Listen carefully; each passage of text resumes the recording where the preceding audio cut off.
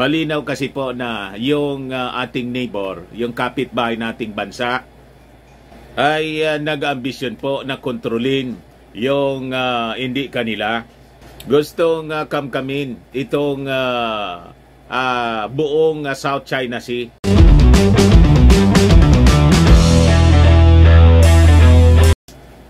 So malapit na tayo mga kababayan na magkaroon ng security pact with Japan. At yung ating Senado, nangako po na ipapasa nila itong Philippines-Japan Security Pact, yung tulad ng military agreement natin sa Amerika.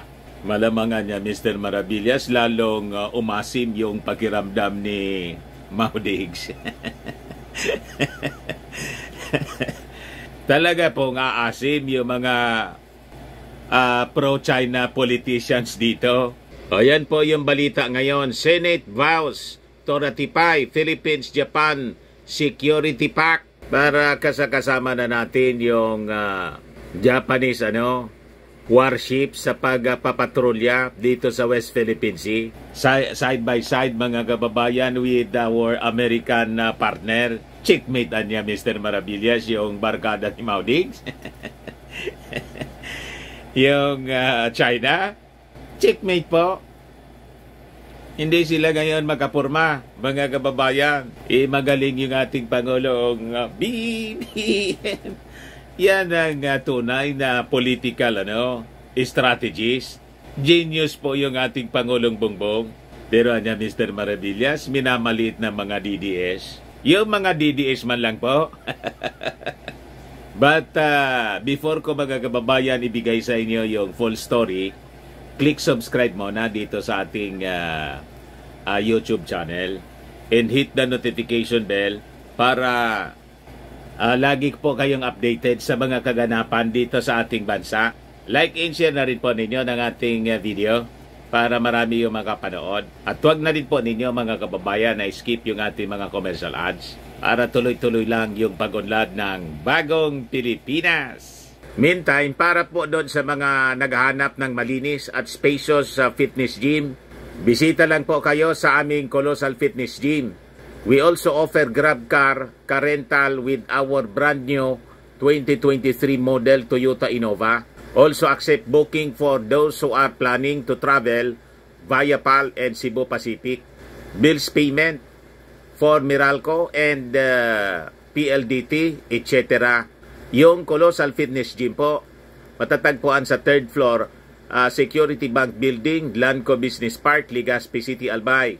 Para sa inyong mga inquiries, hanapin lang po ninyo yung aking anak, Jilon Maravillas. Contact number niya po, 0966-802-0949. Ayan po mga kababayan yung aming Colossal Fitness Gym and Padangat rent-a-car, grab car. Diyan po yung opisina namin at yung gym, 3rd floor po ng Security Bank Building. Okupado namin pati yung roof deck kaya kami yung pinakang malaki na fitness gym mga kababayan dito sa Albay. O yan po ang loob. Napakalinis niya mga kababayan. Yan naman po yung aming brand new Toyota Innova sa amin pong rent-a-car business. Ayan po. Para komportable po kayo sa inyong mga travel.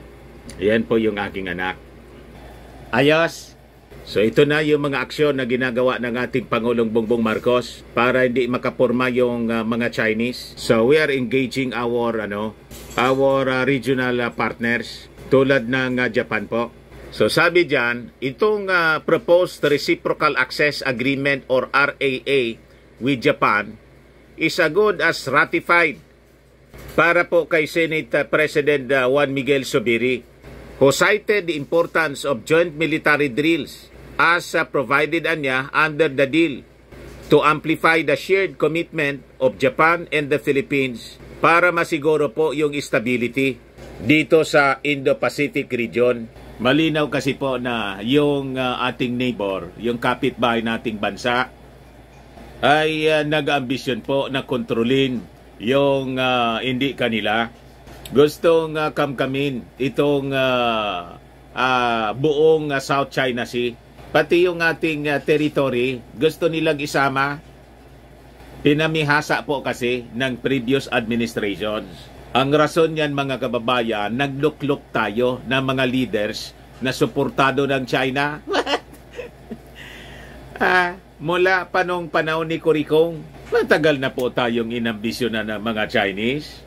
Kunwari, binabarkada po tayo, winikin po nila, ginulo nila yung ating politika rito. Kaya nagkagulo noong panahon ng ating Apulakay, President Ferdinand Marcos Sr. Yun ang totoo niyan. Ang ginamit po nila si Cardinal Sin, Chinese. At iniluklok nilang leader, Chinese. Pinalit mga kababayan, di man nanalo si Corico. Nangagaw po ng power. Hanggang ngayon, ganon yung kanilang ambisyon. Gaya itong mga destabilization, balita ng destabilisasyon, ay malamang sa malamang may hand mga kababayan yung China. Kasi yung nakaupo po, Marcos uli, yung anak ni Apo Lakay. Malamang anya Mr. Maravillas, tama yung mga theories mo. Talagang tama po. Kaya gusto nilang i-destabilize. Kasi nga po, yung ating Pangulong Bongbong Marcos, dumikit po sa Amerika.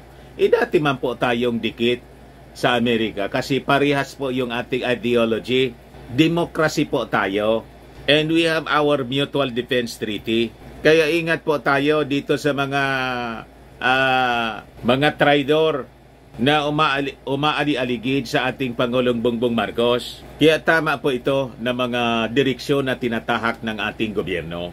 So we engage our regional partners tulad ng Japan. So sabi diyan, Subiri made a promise in an interview at the House of Representatives where visiting Japanese Prime Minister Fumio Kishida addressed the Philippine legislature in a joint session. So maganda po itong mga steps, mga moves, mga kababayan na ginagawa ng ating gobyerno. So sabi diyan, yung Senado na tasked under the 1987 Constitution to ratify the country's treaties will deliver the required 16 votes or 2/3 majority in the chamber to get the RAA approved. Sabi po ni Subiri, the deal would be Japan's first with a member of the Association of Southeast Asia Nations in the third this year after similar pacts with Australia and Britain took effect. Sabi po ng report ng Kyodo News. So ibig sabihin po, may parihong security pact yung Japan with Australia saka with Britain. So sabi diyan, the Philippines is entering into security deals with defense allies amid China's increasing aggression dito po sa South China Sea. Ngayon, mga kababayan, nilinaw po ni Japanese Prime Minister Fumio Kishida na ito ang niyang ginagawa namin na upgraded security ties with the Philippines. Lalo na niya itong desisyon to start talks on a possible reciprocal access agreement, yung parang tulad ng Mutual Defense Treaty po sa Amerika, yung tawag dito sa Japanese Defense Agreement, RAA po. Kung may MDT po tayo, Mutual Defense Treaty with America, ito tatawaging RAA. So ang ibig sabihin, Reciprocal Access Agreement po. Ito hindi man directed to any country. Ganon. Siyempre, hindi man yun sasabihin ng Japan. Pero, naintindihan naman yun ng China. Di ba? Kasi hindi man ito po maiisip ng Japan na makipag-defense treaty sa atin kung hindi sila naging agresibo. Trinetin niya yung mga neighbors kasi. Tayo rito at yung mga karatig bansa natin sa ASEAN, pati yung Japan, may problema din sila kasi sa China. Yung mga Japanese, may territorial din po, territorial conflict doon sa East China Sea, malapit sa Japan. Sabi dyan sa balita, while anya Japanese Prime Minister Fumio Kishida already noted that the international order is already under serious threat, Japanese Foreign Ministry Press Secretary Maki Kobayashi made it clear that the agreement anya only aims at increasing the Philippines' resilience and capacity as it is situated in a very important sea lane. It is not anya destined to a specific country, sabi ni Kobayashi.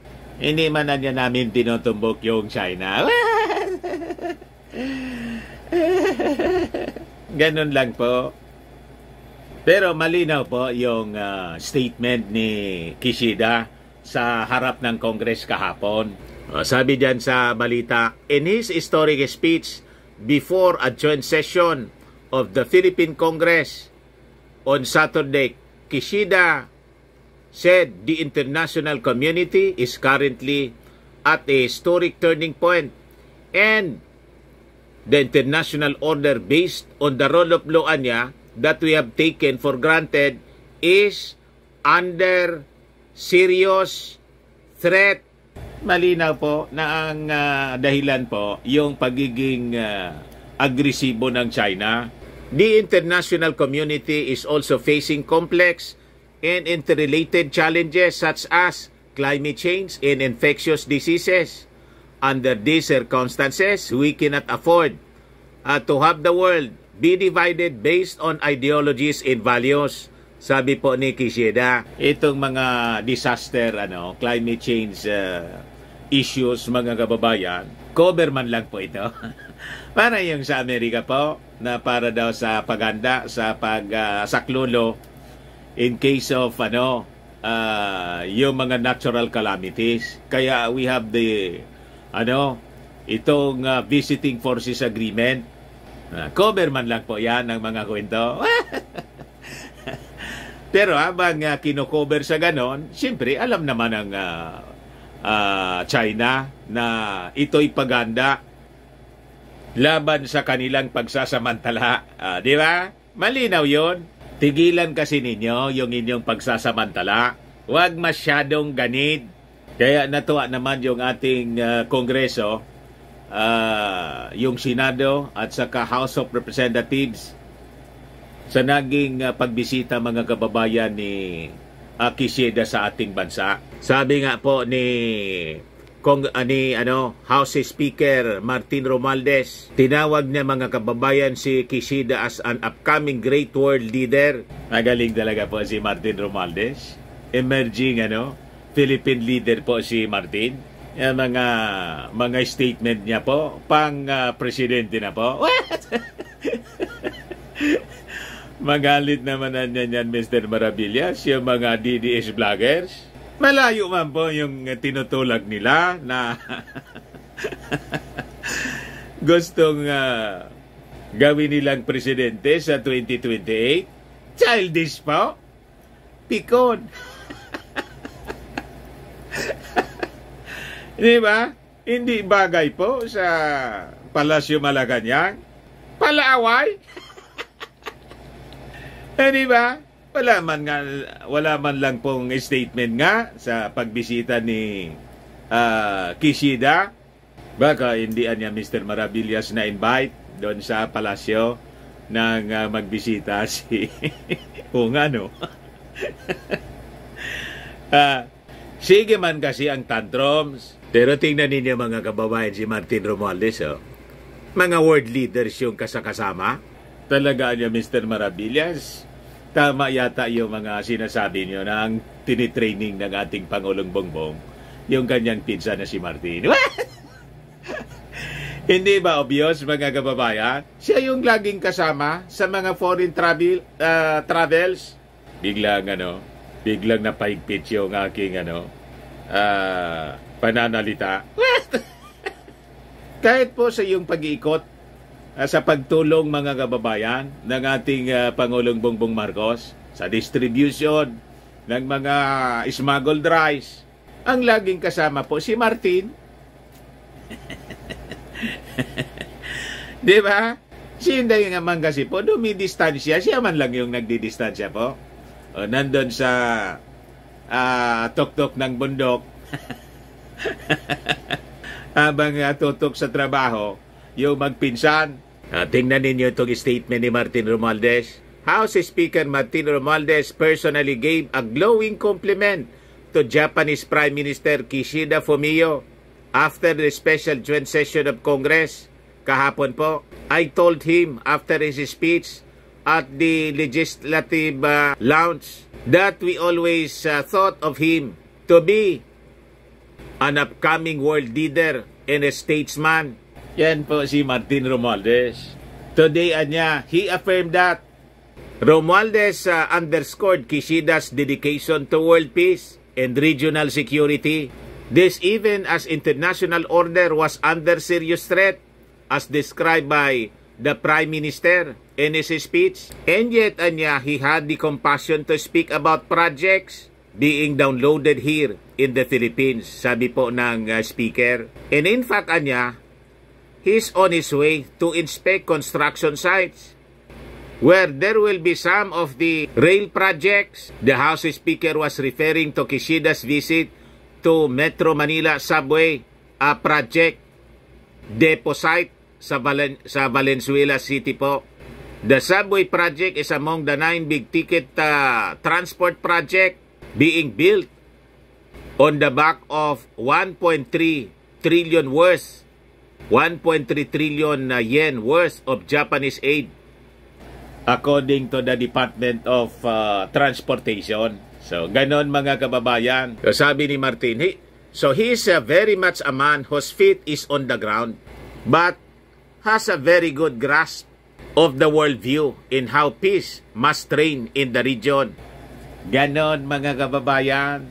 Ayos na ayos po si Martin Romualdez. Ayan man lang po mga kababayan. Baka lang gusto ninyo po itong itry. Firmax Firming and Lifting Cream.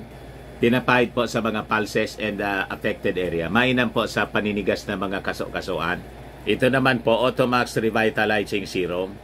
Sa mukha naman yung application. Anti-aging po siya. You will look 10 years younger than your age. Ito naman po, Nengxia Red Mixed Fruit Drink.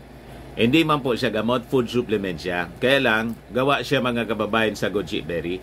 Yung goji berry may anti-cancer properties. Ayos. O yung mga inquiries po ninyo, dumiritso na lang kayo sa aming messenger sa Facebook para masagot namin agad. Ako po si Dante Maravillas. Bye-bye. God bless.